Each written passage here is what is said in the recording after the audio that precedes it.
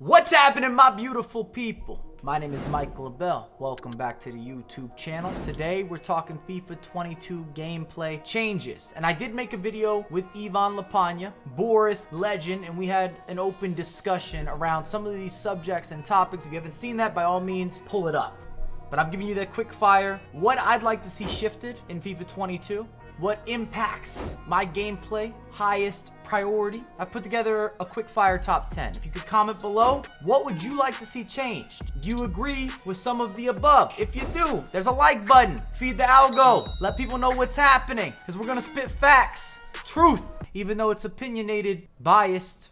I still would like to say, or like to think, there's certain levels of validity with this premium material and representation for the community, by the community. Shall we begin? Get your popcorn out, sit down, relax, turn on the air conditioning. It is hot! Summertime heat! The sun is out and about, and we are sweating. Hats still on sale down below. 3 colorways.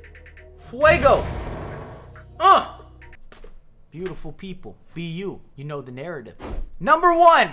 Not necessarily listed in order of priority, but 10 different points that we have to discuss. Remove auto assistance. And some of you might think I'm talking about defensive containing help, but no.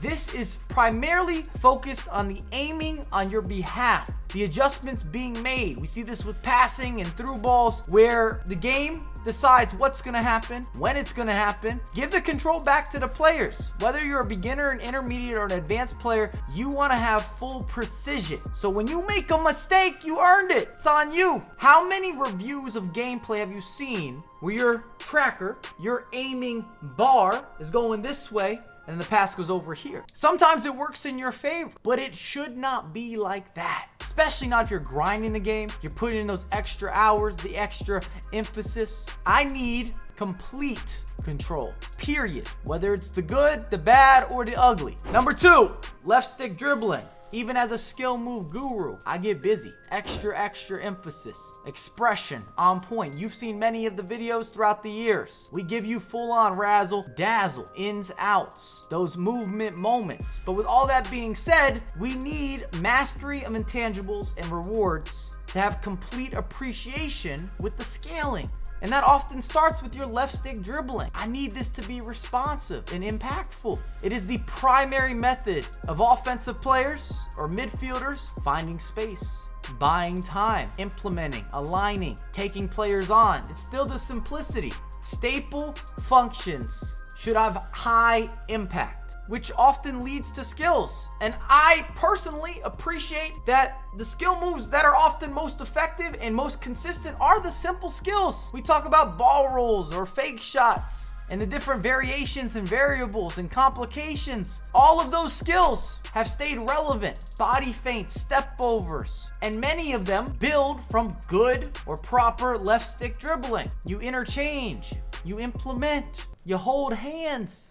There's a connection. Number 3, contain, reduction. I'd be happy with a removal. I'm not sure how many would co-sign. Just to reiterate, I speak at this point for the minority, not the majority. In many regards, I like manual features. I just don't see the positive side of the contain button. Watching a defensive player mirror my movements without doing this manually bothers me, upsets me. Also reduces a skill gap. It does not make for a better experience, especially not long term and regardless of your individual skill level. I've seen Reddit. I understand right when a game is released, many people complain about defending and they need help. You gotta grind through that. You will reap benefits and rewards of being able to micromanage or manual tackle or time when you step, when you sit back, playing the game of cat and mouse, bait and switch. It's relevant to defensive structure, AI functionality.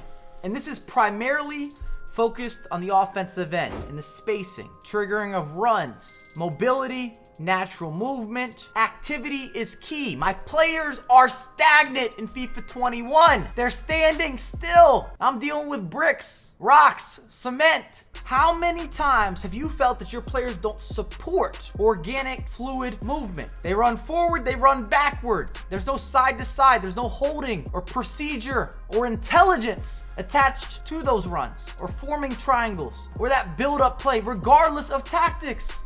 They just don't seem interested in proper movement. I need triangles, holding runs, support feature, curvature. I'm not talking about IG models. You must curve these in behind runs or slow down slightly. Everything about FIFA is about patience and rhythm and timing. I don't feel that I can dance properly on the virtual pitch with the current functionality of the AI. Number 5, long shooting.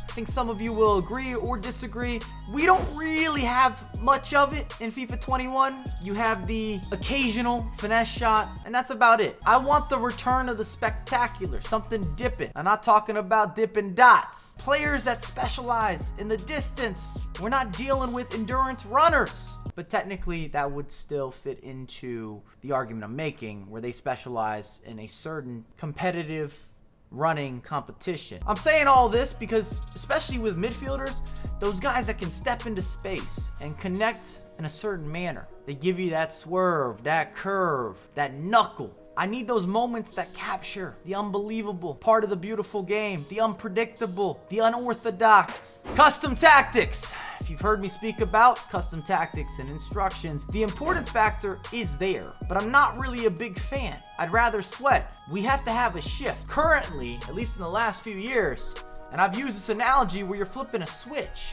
Turning the lights on, turn the lights off. It's almost as simple as talking to Siri. Hey Siri, lights off.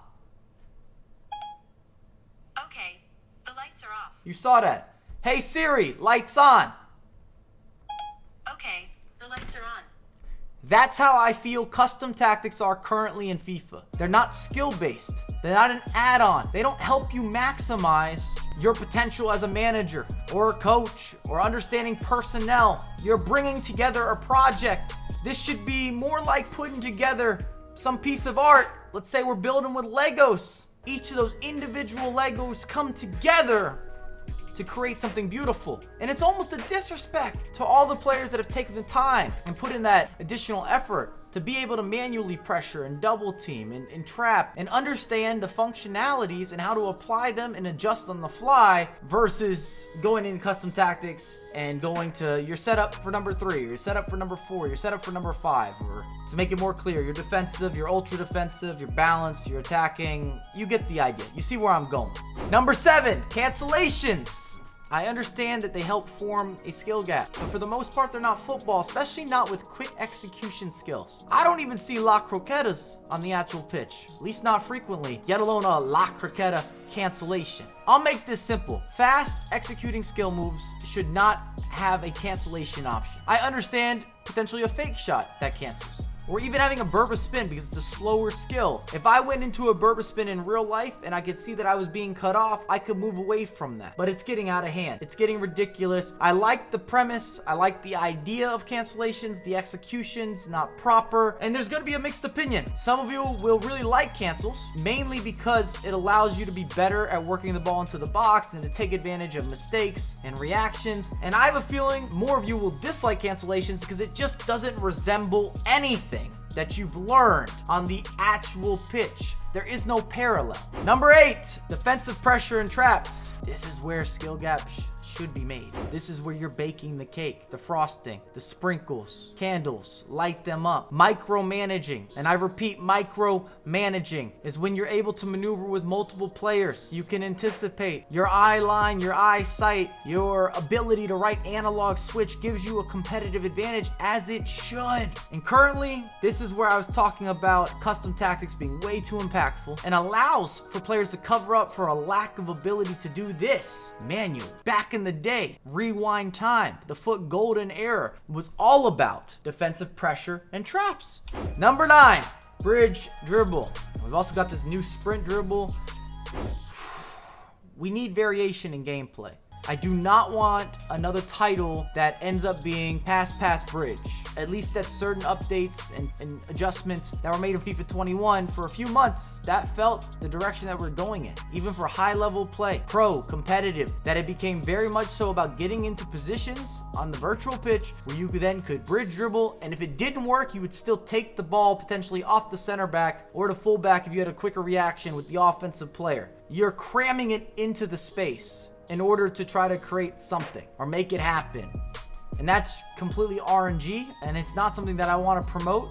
And I'm hoping that we're not going to have another year where the bridge has such a dominating effect to FIFA players and becomes so mandatory if you want to be successful. Because people get mad at players using the bridge, but at the end of the day, this still deals with effectiveness. Number 10, last but not least, I'm going to say player expressions. I don't know if this is where it should fit, but when I'm talking about player expressions, I want player characteristics to make a bigger difference. I need to feel as if I have Iniesta and that his skill set transcends and translates. And when I think of big physical strikers, Haaland, for example, was terrible in FIFA 21. I don't care which foot item, which upgrade, does not work. It shouldn't be like that. He's powerful, explosive, dynamic, one of the best strikers in the world currently, and we can't figure out a way to make that translate just because he's got a 6'4" frame, bigger body type. These are my 10. Let me know in the comments, do you agree? Do you disagree?